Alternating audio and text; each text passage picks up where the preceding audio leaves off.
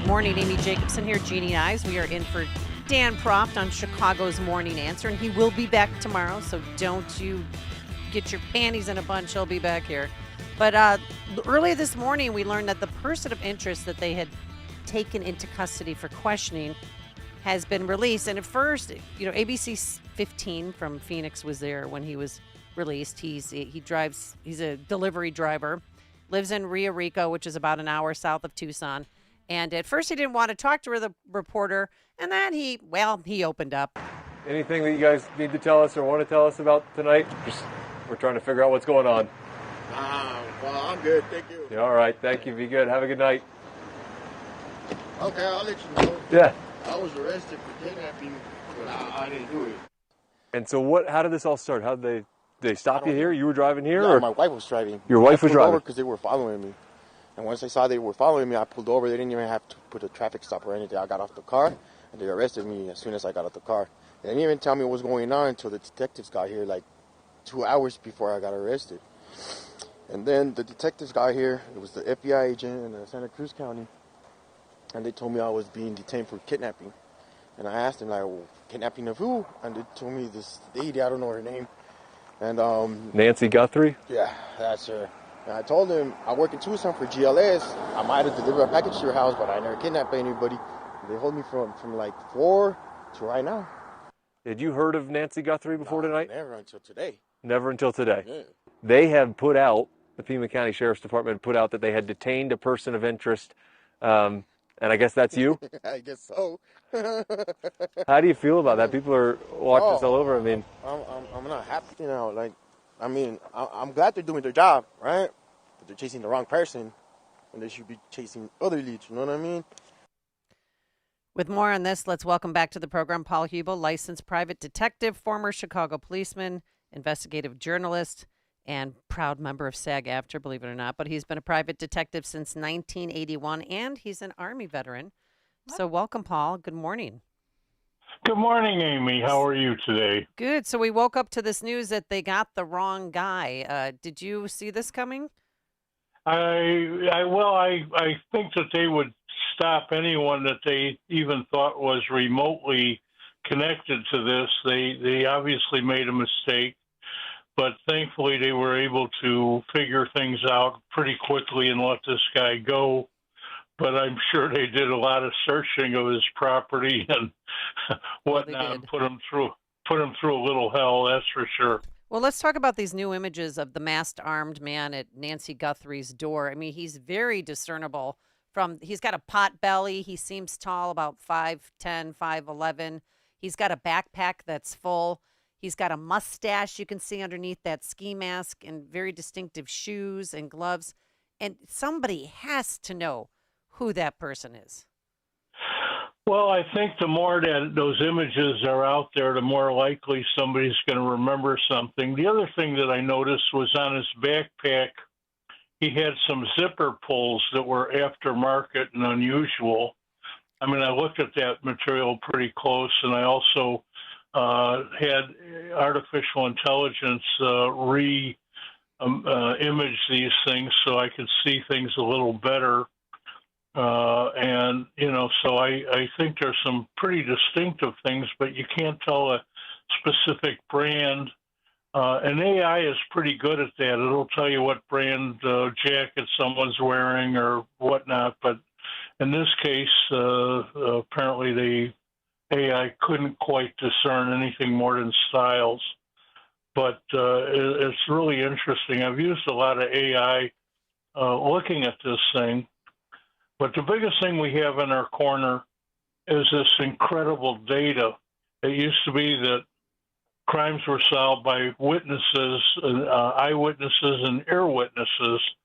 And, of course, sometimes they lie, sometimes they're mistaken, but the data is usually correct. And we're talking about DNA, we're talking about, for example, the car you drive. A lot of people don't realize that your car has a black box if you have a more modern car, and it tells the people who are looking at it, primarily it's for liability for the automakers, so that they can show that the accident isn't their fault.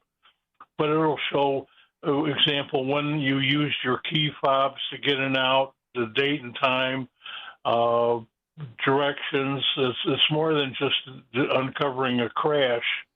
And there's so much data in there. And also, when you buy a car, a lot of times the lenders, without your knowledge, even install GPS devices so that they can keep track of their car if all of a sudden you're not making payments.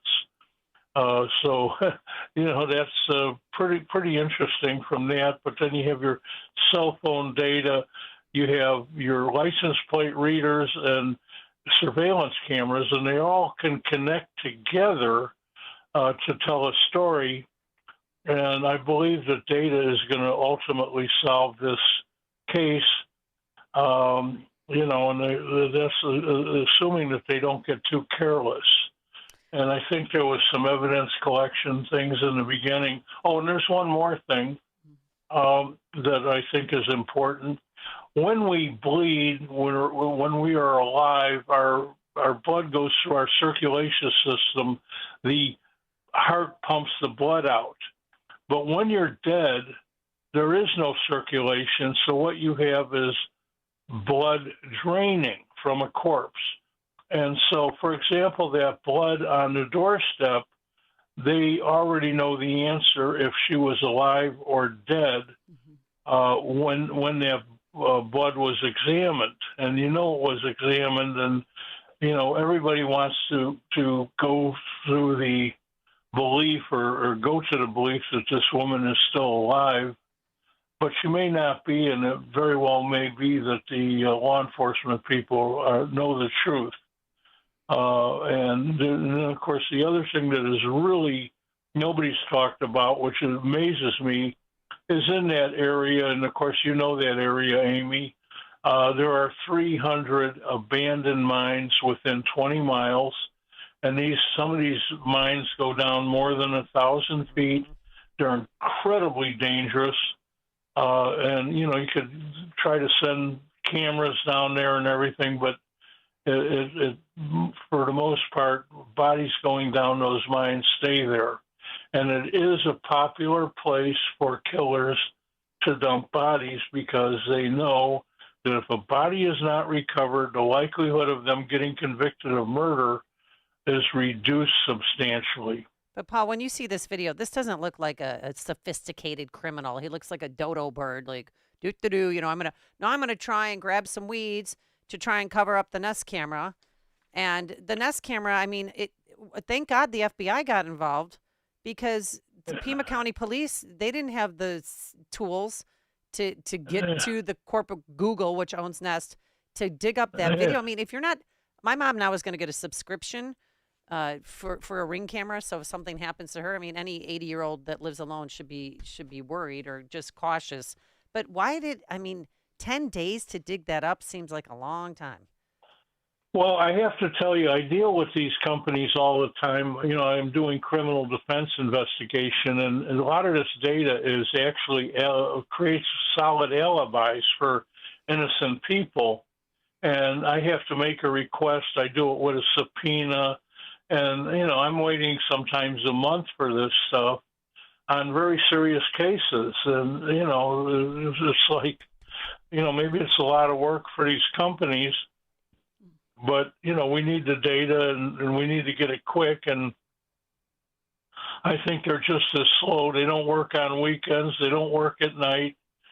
Nobody pays them, criminal subpoenas and search warrants. They don't get paid to produce that stuff. So they're not really that motivated to get the stuff out quickly. Well, Paul, Paul, this is Jeannie Ives here, and so what do you think is the next set of data that is going to come out that is going to help in this case? I mean, let's face it, they were able to essentially, go through all sorts of files for the J6ers, 1,200 people, go after them, find that cell phone location data, and they did that pretty quickly and brought them in, and it seems like, this is one particular area, a very specific incident, so is it going to be cell phone data that is the next thing that catches the next potential, Break in the case. Yeah. break or whatever. What do you think is going to happen here? Well, what they're doing is every person, every cell phone that went in that area, even remotely close, they're going to track it down and probably have tracked it down, question people. The same thing with the license plate reader. So you have a cell phone, and that directly goes to the license plate reader in terms of comparing the data onto anything else, include the black box in the vehicle, and of course the things that people say. If people lie, they're going to be uncovered immediately. And the other thing is that Amy raised the issue of this guy looks like a bumbling fool, and that's truly what he looks like. I'm trying to figure out this goofy holster that he's got. Yeah, I always heard that that's how they call it Mexican carry, but I mean, No, he looks like he doesn't Mexican even know carry, what he's doing. he doesn't know what he's doing, and you know, that holster is just pure garbage, and I'm trying to find where it came from, or if it even is a holster or some other item. I mean, I'm very familiar with the holster companies, of course, the better ones, more intimately. But you know, I really don't understand. We know he's right-handed.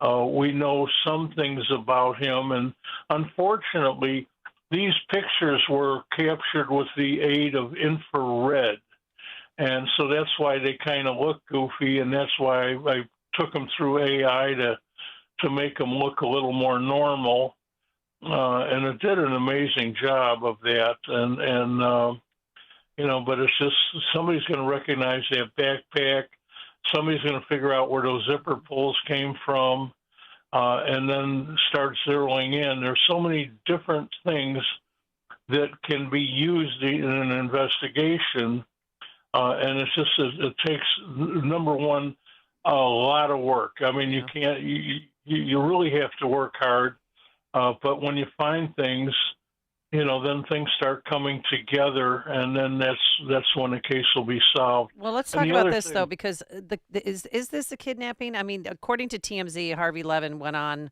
late last night and said that there's been some activity in that Bitcoin account that was tied to the ransom. Because he got, then these aren't letters, they got emails. So KOLD got 2 emails, K got 9. You have to be a total inside baseball Tucsonan to understand like these call letters and these stations. And so I think it's somebody local, but do you think this is an actual kidnapping or a robbery? Well, here's the thing. Yes, it's a kidnapping, but is it a kidnapping for ransom? And I say those are incredibly rare circumstances. I mean, you can count the kidnappings for ransom in the United States on your fingers over the decades. So I don't believe for a second that this is a kidnapping for ransom. I think it's a diversion that has been put up either by the kidnapper killers or by opportunists that are just trying to collect money.